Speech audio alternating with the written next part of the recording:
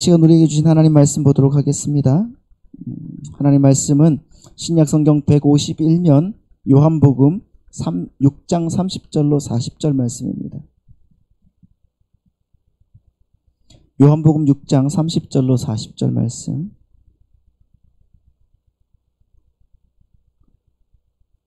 제가 봉독해 드리도록 하겠습니다.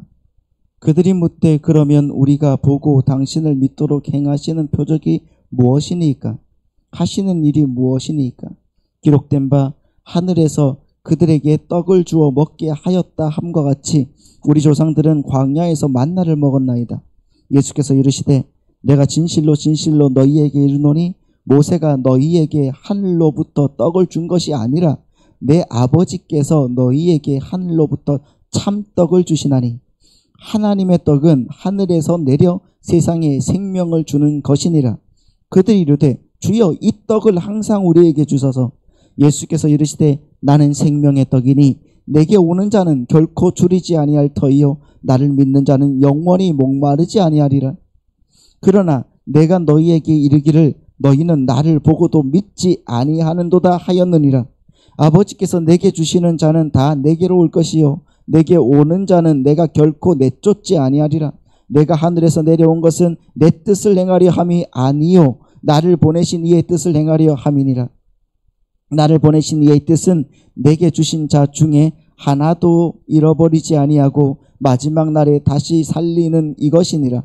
내 아버지의 뜻은 아들을 보고 믿는 자마다 영생을 얻는 이것이니 마지막 날에 내가 이를 다시 살리리라 하시니라. 아멘. 오늘 또 주님께서 주시는 그 은혜와 평강이 우리 사랑하는 성도님들 마음과 생각 가운데 넘치기를 바라고 축복합니다. 지난주에 우리가 썩을 양식을 위해서 일하지 말고, 그렇죠? 영생하도록 있는 양식을 위해서 일해야 된다. 이 말씀에 대해서 우리가 생각을 해봤습니다. 기억이 나십니까? 그래서 썩을 양식을 위해서 하는 일과 영생하도록 있는 양식을 위해서 하는 일, 그리고 지난주에 그 하나님의 일에 대해서 우리가 생각을 해봤던 겁니다. 그러니까 썩을 양식을 위한 일이라는 것은 단순히 어떤 세상의 것을 얻기 위해서 하는 일만을 가리키는 게 아니라고 말씀을 드렸어요. 그럼 우리는 우리의 일들을 다 내려놓아야 되는 거예요. 맞죠? 그런데 그게 아니에요. 그러면 뭐라고 했습니까? 하나님과 관계없이 나의 만족을 위해서 주님을 쫓는 것.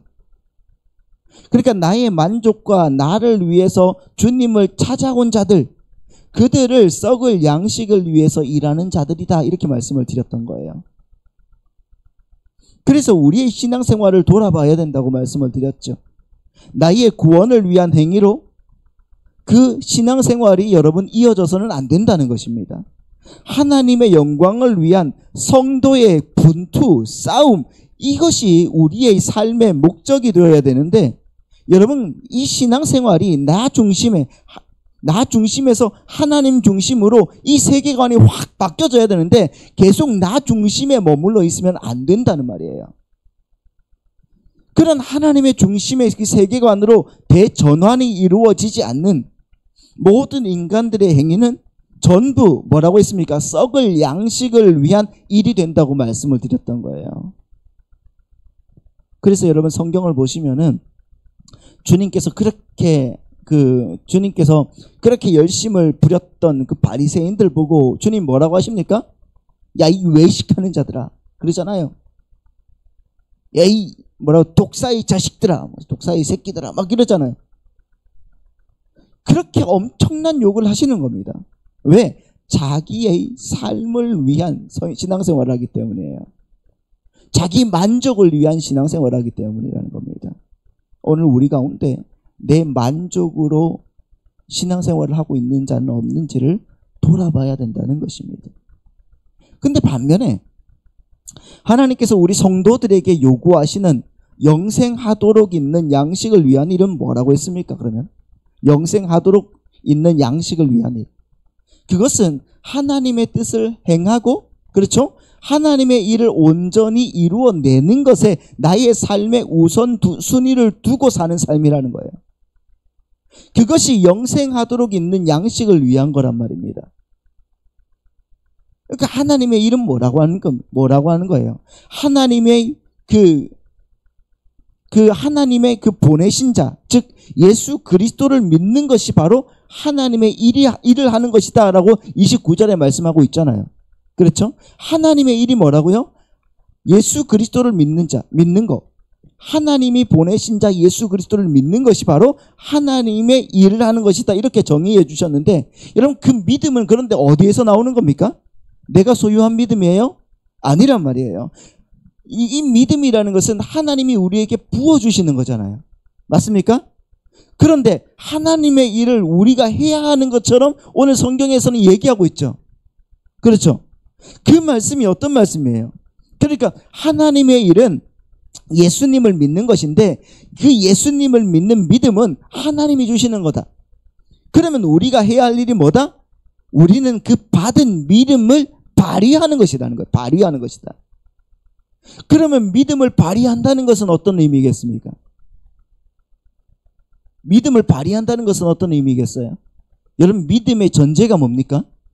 믿음의 전제가 히브리서 11장 1절에 뭐라고 하고 있습니까? 믿음은 바라는 것들의 실상이고 보이지 않는 것들의 증거다. 할렐루야. 그랬던 것처럼 믿음은 보이지 않는 걸 전제로 한다. 그렇잖아요. 믿는 걸 전제로 하는 게 아니에요. 믿음은 보이지 않는 걸 전제로 하니까 보이지 않는 것이 내 삶에서 보이는 것처럼 잡게 될 수 있는 것이 바로 믿음이란 말이에요.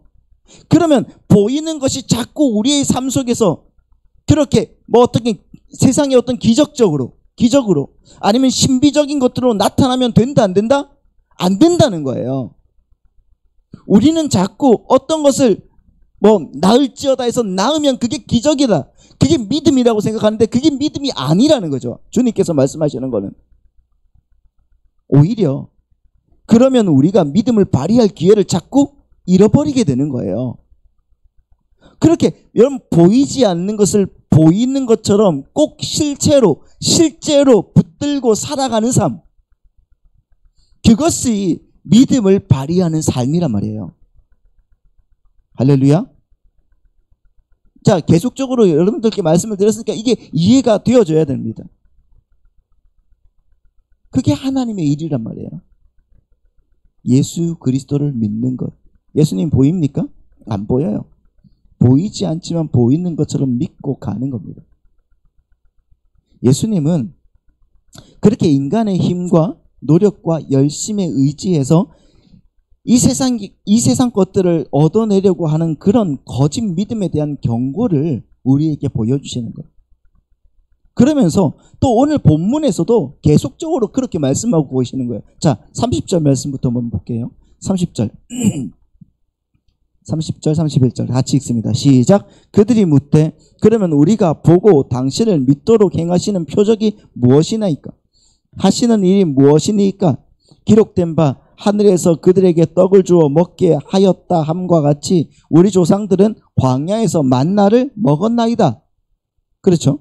그러니까 말씀을 보시면은 예수님께서 아주 친절하게 주님께서 뭐라고 해요? 하늘의 떡에 대해서 설명을 해주셨잖아요. 근데 유대인들이 뭐라고 한다고요? 계속해서 썩지 않는 양식과 하나님의 일에 대해서 설명을 해주는 그 주님께 모세가 자신들의 그 조상에게 내려준 하늘의 만나를 만나와 같은 그런 하늘의 만나와 같은 딱 보고 믿을 수 있는, 그렇잖아요. 그냥 만나가 하늘에서 후두둑 내렸잖아요. 그거 딱 보고 믿을 수 있는 그런 효용 가치가 있는 차원의 떡을, 이 세상의 떡을 달라고 요구하는 거예요. 사람들은. 그러자 주님이 또다시 친절하게 하늘의 떡에 대해서 말씀을 해주시는 거예요. 설명을 해주시는 거예요. 자, 보십시오. 32절부터 보겠습니다. 32절 33절 시작.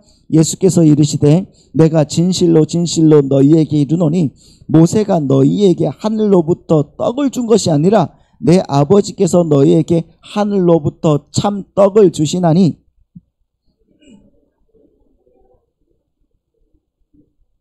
하나님의 떡은 하늘에서 내려 세상에 생명을 주는 것이다. 하늘의 떡은 너희들이 요구하는 세상의 그 배를 불리는 그런 떡이 아니라 생명을 주는 참 떡을 말하는 것이다. 주님께서 계속적으로 반복해서 이렇게 말씀하고 계시는 거예요. 그렇죠? 주님께서 그렇게 말씀하시고 있는데 나는 너희들에게 이 세상 떡, 이 세상의 힘, 그거 주러 온 존재가 아니야. 나는 하늘의 영광을, 하늘의 영생을 너희에게 주러 왔단다. 그런데 왜 자꾸 나한테 와서 그 세상의 것들, 세상의 그 떡을 달라고 그래? 주님께서 그렇게 반복적으로 말씀하고 계심에도 불구하고 그렇잖아요. 그곳에 있던 유대인들은 계속적으로 뭐라고 하냐고요? 뭐라고 해요? 34절입니다. 34절 시작. 그들이 이르되 주여 이 떡을 항상 우리에게 주소서. 그 떡을 항상 우리에게 주소서. 또 그렇게 대답한다고요. 또 그렇게. 여러분 오늘 본문의 대화를 보면은 예수님과 유대인들이 말이 통합니까? 안 통해요. 안 통해. 그들의 마음에, 그들의 머리에, 그들의 생각에 뭐가 들어차 있는 거예요? 세상적인 육적인 욕망과 욕심으로 가득 차 있던 거예요. 그런 그들의 눈은 하늘의 떡을 보지 못하고 육신의 떡만 보게 되는 거예요. 근데 오늘 우리의 눈이 어떤가 보십시오. 우리의 마음이 어떤가 보십시오. 우리의 생각은 어떤가 생각을 해보십시오. 하나님의 말씀을 듣고 있지만 나는 여전히 육신적인 떡을 원하고 있지는 않습니까?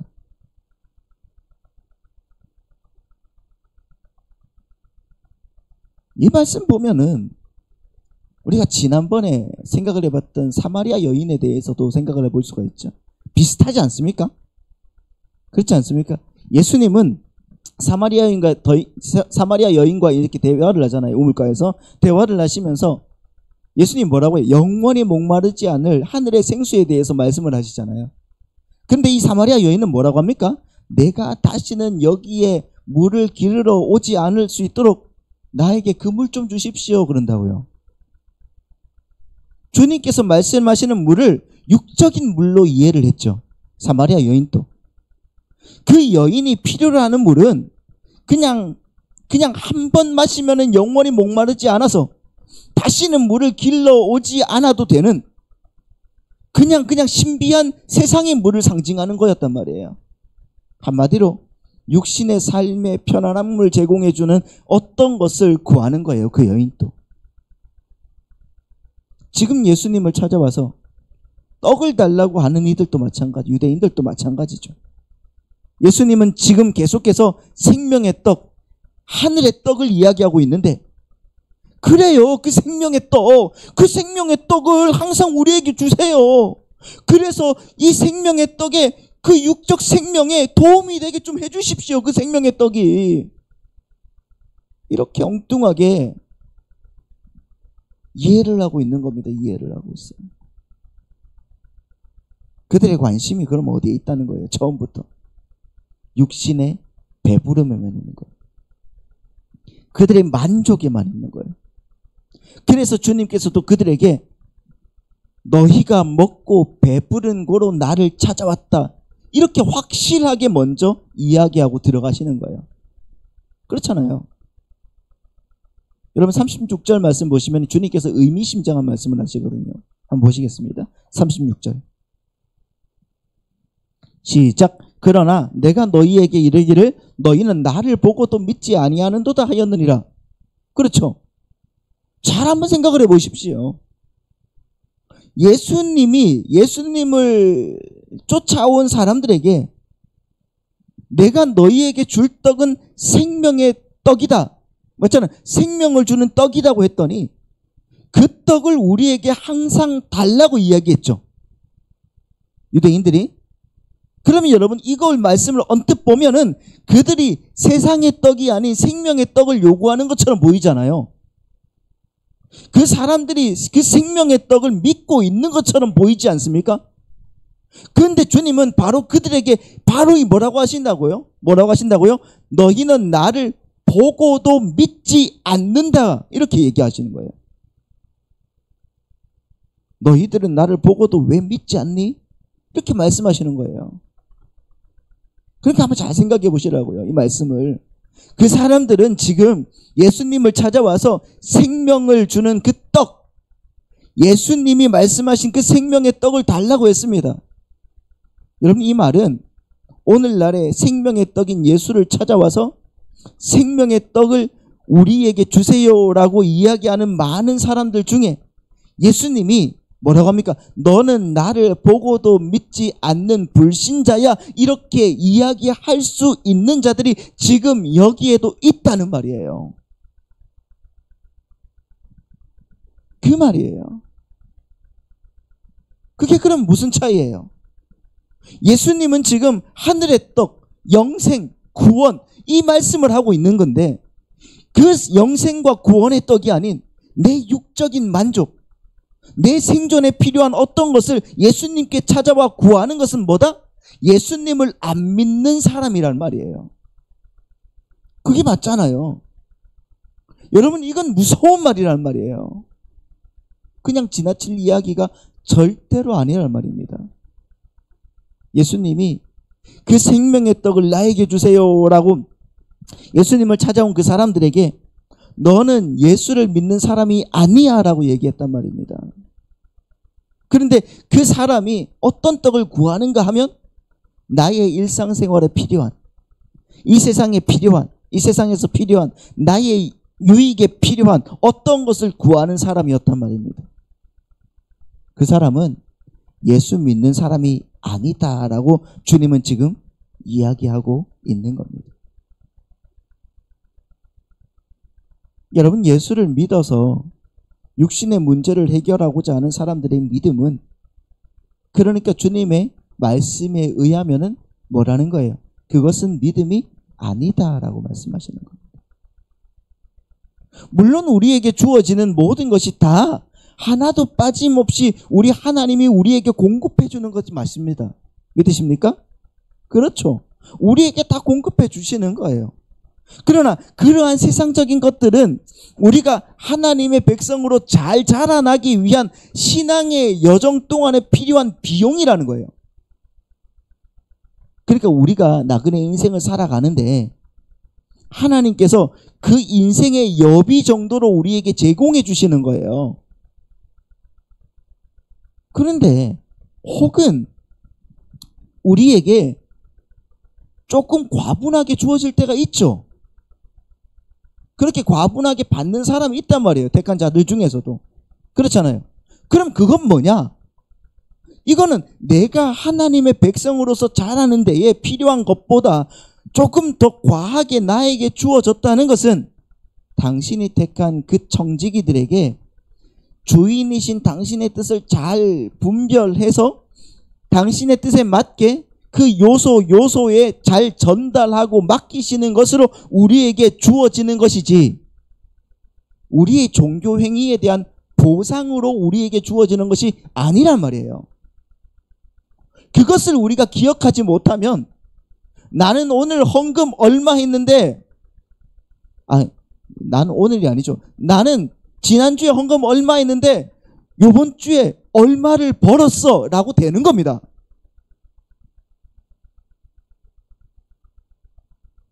여러분 절대로 보상으로 주어지는 게 아니에요.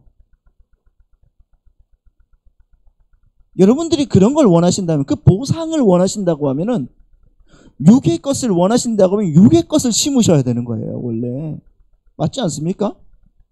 왜 영의 것을 심고 육의 것을 거두려고 하시냐고요. 육의 것을 원하시면 육의 것을 심어야 돼요. 돈을 많이 벌기 원하시면은 교회로 와서 예배를 드리는 것보다 새벽에 일찍 일어나서 일을 하셔야 되는 거예요. 공부를 더 잘하고 싶으면은 교회에 와서 기도할 게 아니라 집에서 더 열심히 공부해야 되는 거예요. 그게 맞는 것 아닙니까? 운동을 더 잘하고 싶으면 그거 마찬가지죠. 집에서 공부는 하나도 안 하면서 여기 와서 하나님, 내가 굴리는 연필에 성령이 임하여 굴리는 족족 정답이 되게 하여 주옵소서. 그건 뭐예요? 그게 도대체. 그건 믿음도 아닌 겁니다. 그거는 우상숭배지. 물론 여러분, 우리가 어려울 때마다 하나님께 구하는 게 맞아요. 구해야 됩니다. 구해야 돼요. 그러나 하나님을 그러한 도구로만 사용하지 말라는 거예요. 그런데 보면 사마리아 여인도 변하기 전에 그렇잖아요. 사마리아 여인도 그랬고요. 정말 오병이어의 떡을 먹고 예수님을 찾아온 사람들도 그렇고 온통 관심이 어디에 머물러 있는 거예요? 나의 육적인 만족에만 머물러 있는 겁니다. 그러니까 주님이 그들을 보고 너는 예수를 믿는 자가 아니야 라고 단호하게 말씀하시는 겁니다.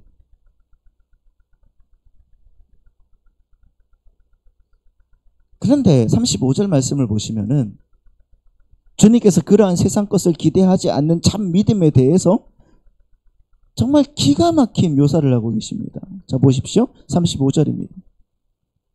시작. 예수께서 이르시되 나는 생명의 떡이니 내게 오는 자는 결코 줄이지 아니할 터이요 나를 믿는 자는 영원히 목마르지 아니하리라. 자, 다시 한번 읽어볼까요? 시작.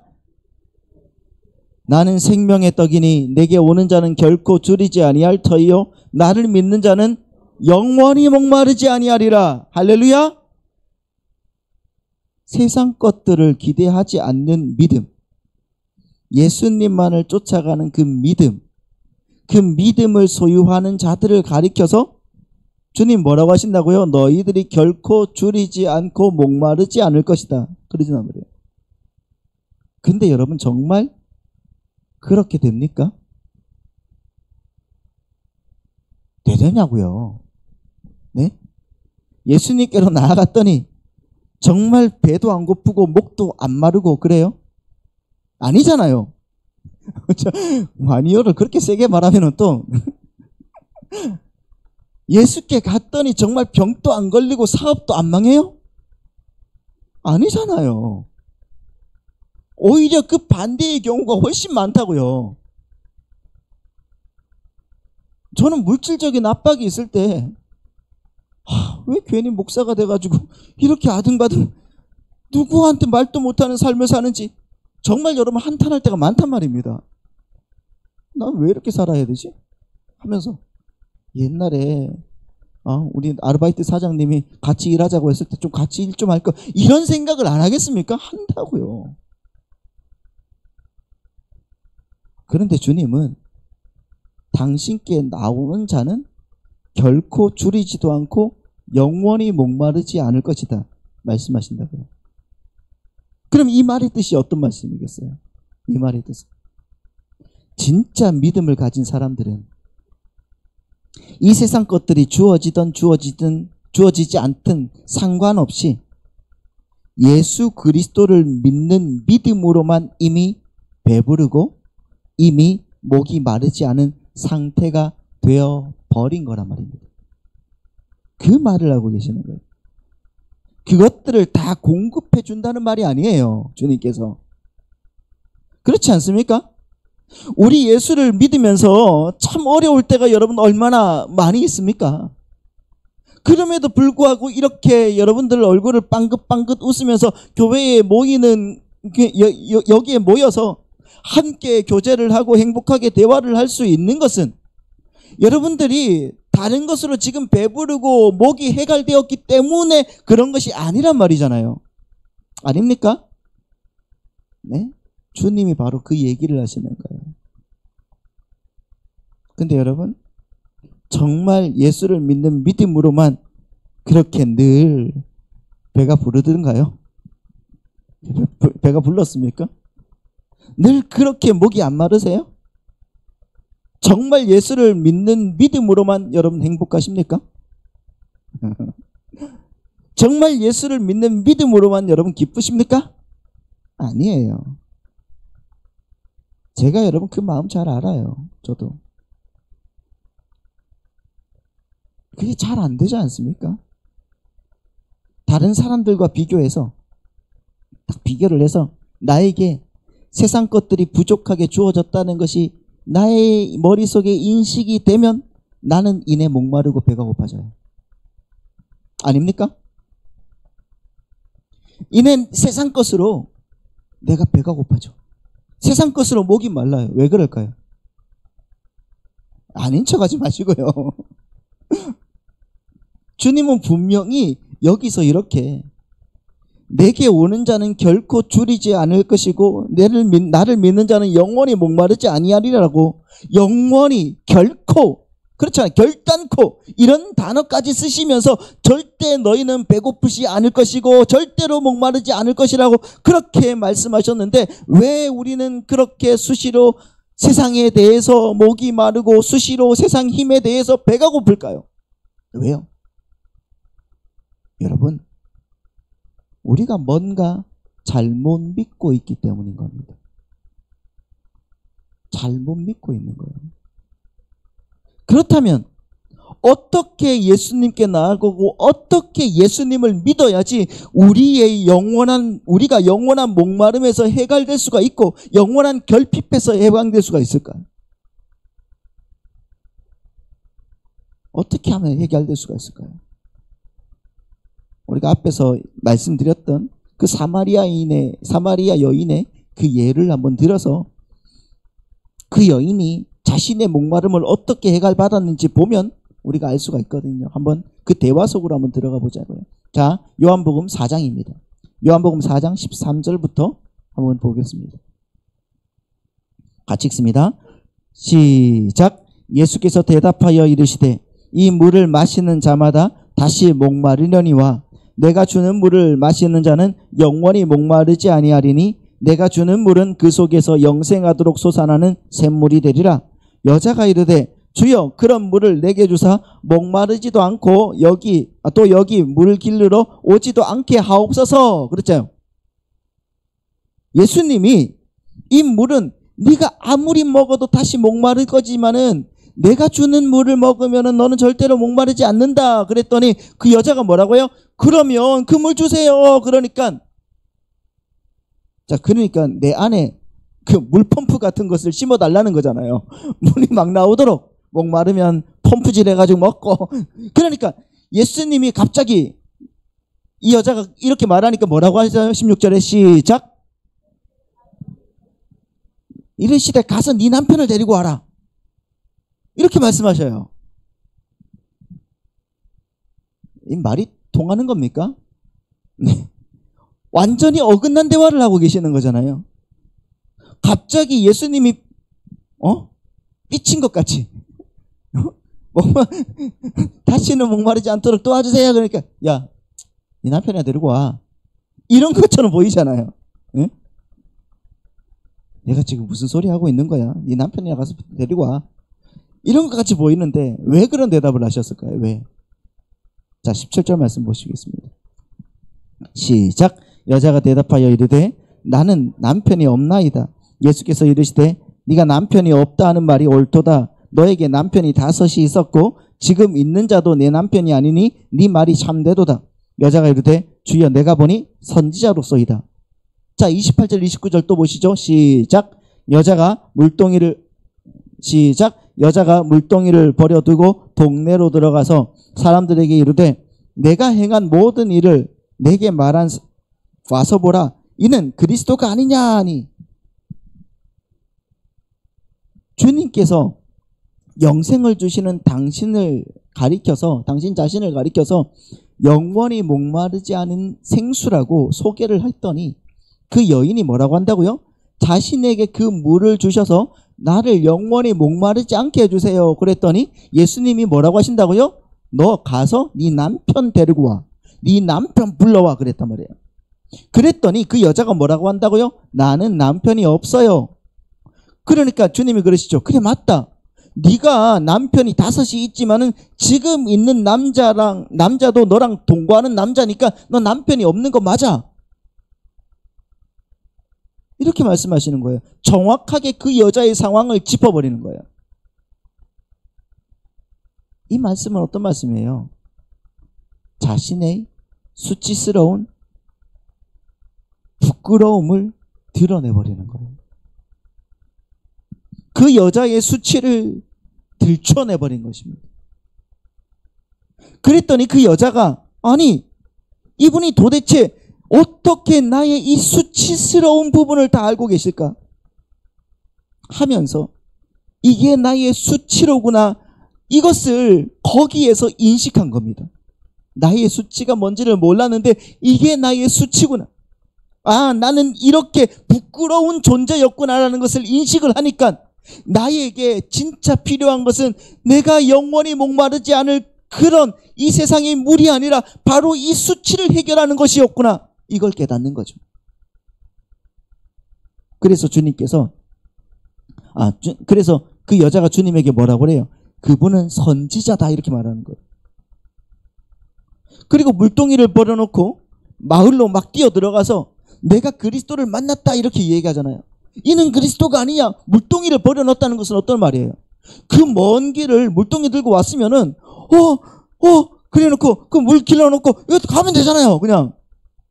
근데 그 물동이를 버려놨다는 것은 무슨 의미예요? 이제 나는 세상 물 같은 것에 관심이 없어졌다는 거예요.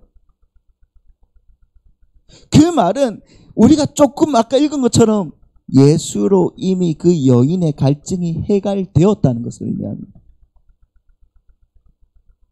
어떻게 그 여인이 그렇게 바뀌었다고요? 어떻게 그 여인이 그렇게 바뀌었습니까? 세상의 물을 달라고 했던 계속 그렇게 얘기했던 그 여자가 어떻게 물동이를 버리고 마을로 달려갈 수가 있었던 겁니까? 그 중간에 사건이 뭐가 하나가 있었어요? 수치를 드러내주는 거예요. 자기의 수치를 폭로시켜버린 거예요.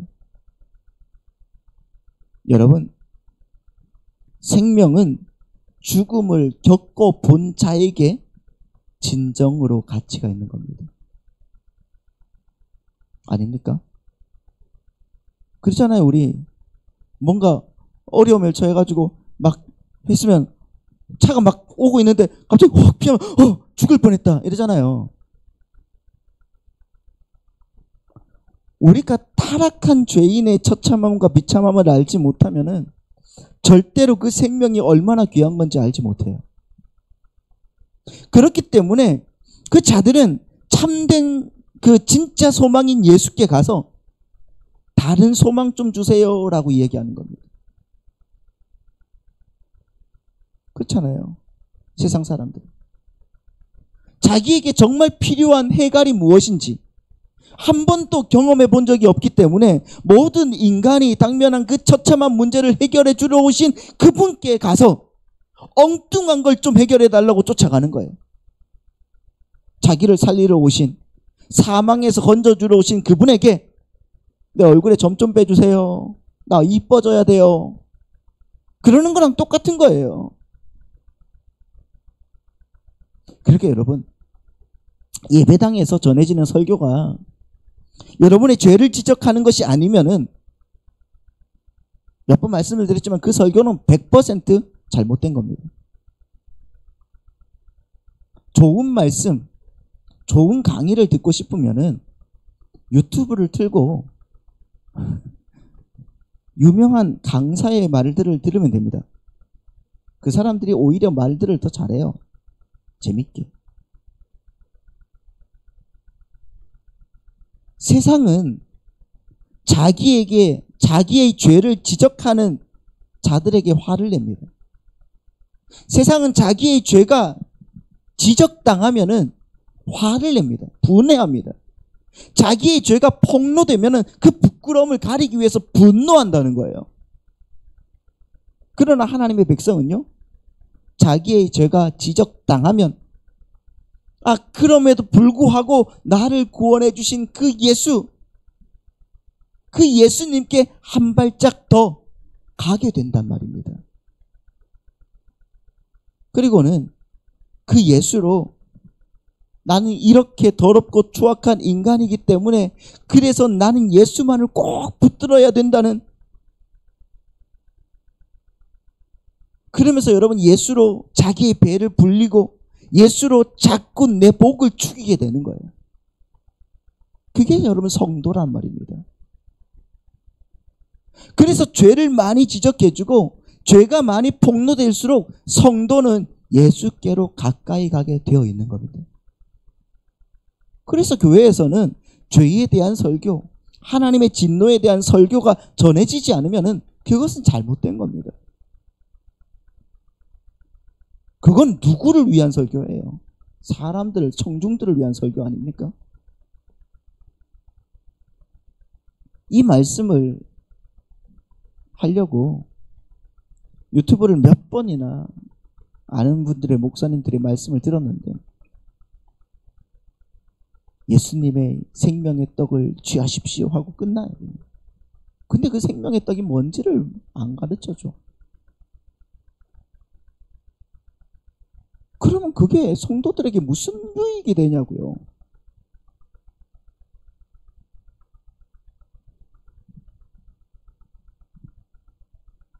왜 그러는지 아십니까?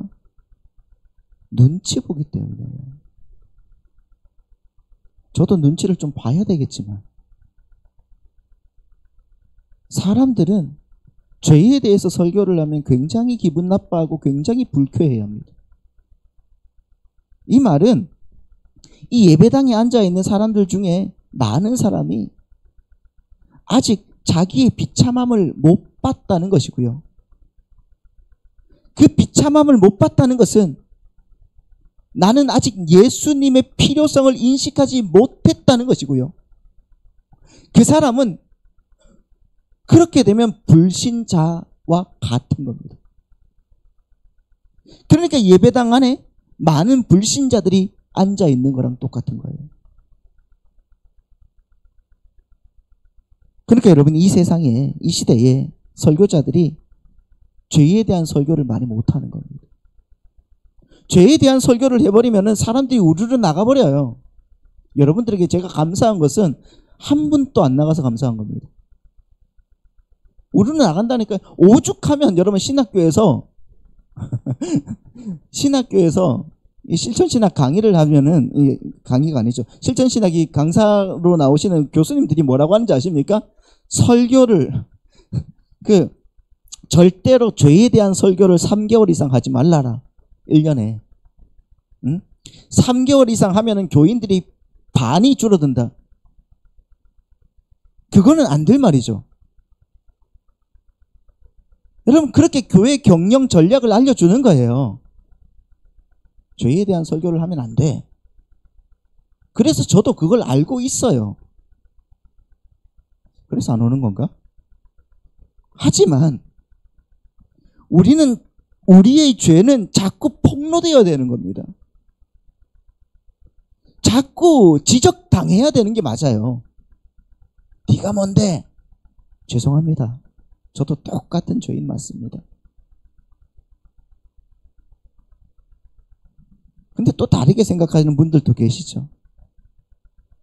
그렇게 우리가 예수를 믿고 세상의 복도 구하는 것이 뭐 그리 나쁜 일이냐. 그렇게 이의를 제기할 분들도 계실지 모르겠어요. 예수도 믿고 세상의 복도 받는 게 뭐가 그렇게 나쁜 거냐. 어떠세요, 여러분? 여러분들의 생각은 어떠십니까? 여러분이 세상의 복이라고 하는 것들을 하나님이 우리 성도님들에게 이렇게 주셨을 때 정말 여러분들이 신앙적으로 더 성숙해지고 더 신앙적으로 깊어지던가요? 그것을 받았을 때? 아니면 하나님과 더 멀어지던가요? 솔직히 한번 따져보자는 말이에요. 솔직히. 우리가 나에게 지금 내가 필요한 것 이상의 좀 과분한 돈이 있었을 때와 지금 딱 필요한 만큼 나에게 주어지는 이 상태, 둘을 비교해 봤을 때 어느 때가 여러분이 하나님과 더 가까워졌습니까? 두말할 것 없잖아요. 저는 갑자기 사업이 잘 돼서 교회를 떠난 사람들을 많이 봤어요. 하나님 감사하다고, 하나님 감사하다고 입은 그렇게 말하는데 주일날 예배를 안 와요. 이제는 바쁘대요. 그럼 망하게 기도해야 되나? 이거 어떻게 할 수가 없습니다.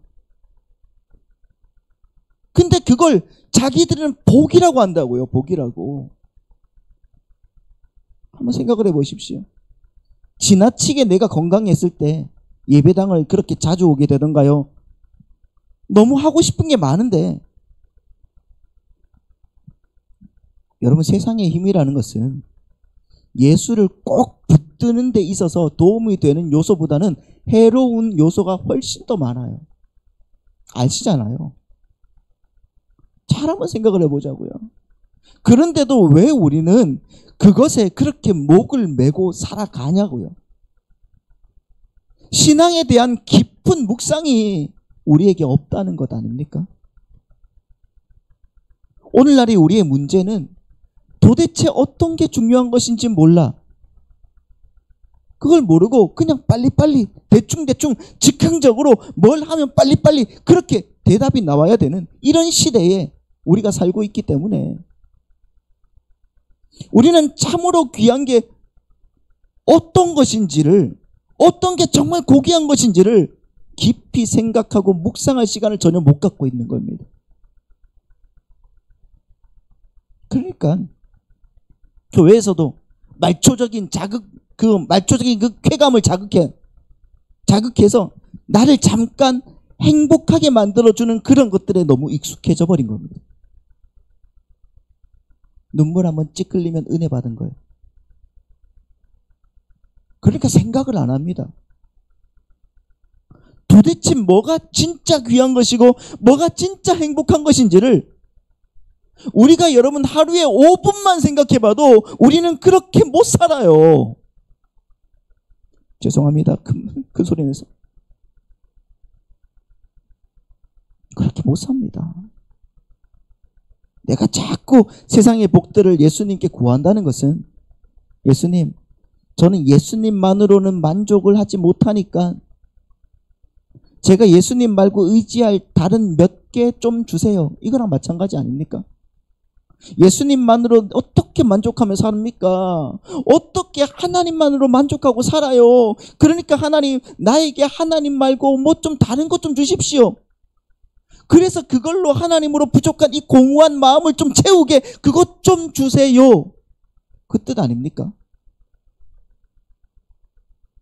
우리가 예수를 믿고 나서 곧바로 세상의 것들을 모두 버릴 수 있다는 말은 절대로 아닙니다. 이건 여러분 성숙의 과정이에요. 성숙의 과정. 그러나 우리 성도가 정말 구원받기 전에 그 자신의 비참함과 구원의 그 소중함을 정말 올바로 깨닫고 있다면 우리 성도의 주된 경향이나 이 특성이 완성은 안 됐다고 할지라도 이 세상의 복이라는 것, 세상의 힘이라는 것을 자꾸 우리는 등지고 예수라는 참 복을 향해서 그렇게 질주하는 모습으로 우리의 삶이 나타나야 되는 것입니다. 할렐루야.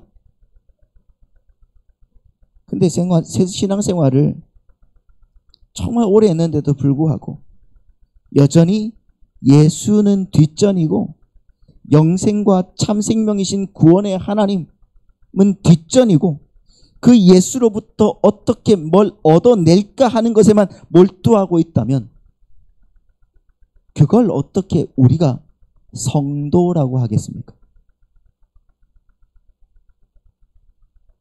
여러분 고민해 보셔야 됩니다. 우리는 진짜 진지하지 못했던 거예요. 예수를 믿는다는 건 내가 믿고 의지하는 게 여러 개 있는데 그 중에 내가 믿을 만한 하나를 더 추가하는 게 아닙니다. 예수를 믿는다는 것은 내가 이 예수를 온전히 의뢰함으로 말미암아 내가 그동안 믿고 의지했던 것들이 하나하나 놓아지는 걸 예수를 믿는다라고 말하는 거예요.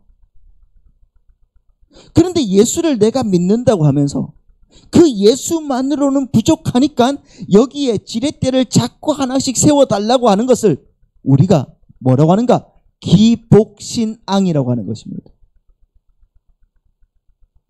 그러니까 그렇게 구원을 받은 성도들은 반드시 필연적으로 세상의 힘을 정말 어떤 풀같이 조개와 같이 버리고 예수 그리스도라는 그 생명의 떡만을 붙들고 행복하고 만족하는 삶을 추구하게 되고 결국에는 그렇게 하나님의 나라가 완성이 되는 거예요. 우리 다시 한번 35절 말씀을 보십시다. 같이 읽습니다. 시작. 예수께서 이르시되 나는 생명의 떡이니 내게 오는 자는 결코 줄이지 아니할 터이요 나를 믿는 자는 영원히 목마르지 아니하리라. 지금 읽으신 35절에서 주님 뭐라고 하십니까?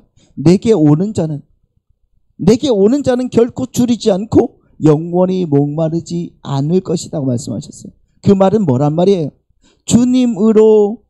주님만으로 배부르고 주님만으로 목마르지 않은 자로 주님께서 만들어 주실 것이란 말이에요. 그런데 내게 오는 자예요. 내게 오는 자는.